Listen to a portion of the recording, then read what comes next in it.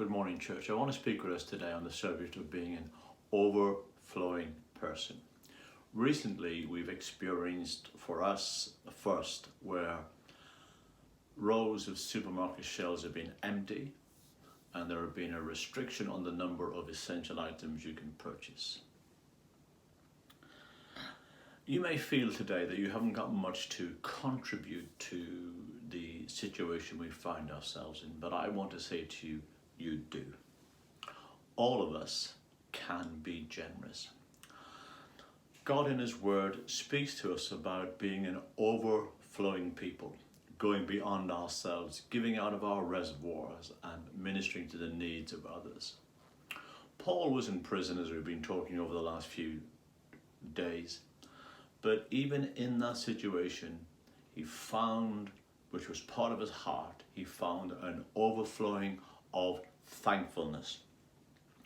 In our modern day language, people use the term offload or dump on people. What means they just let out what's inside. In many cases, that is toxic. And remember this, that when you give people a piece of your mind, you lose your peace of mind. Paul chose to continually give thanks to God for the blessings that had come to him through these Ephesian Christians. He recognized that God was the source of all his blessings, and he had the ability to recognize and appreciate the richness of those blessings, even if they looked very small. He said in Ephesians chapter 1 verse 16, I have not stopped thanking God for you, overflowing with thankfulness.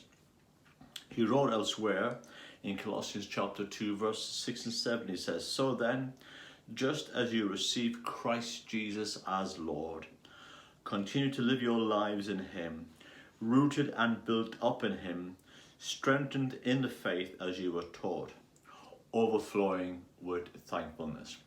Thankfulness is a Jesus attribute, because even on the night he was betrayed, which was the darkest night of his life, he took bread and he gave thanks. Today, be a thankful person. Express thanksgiving to God and to the people who serve you.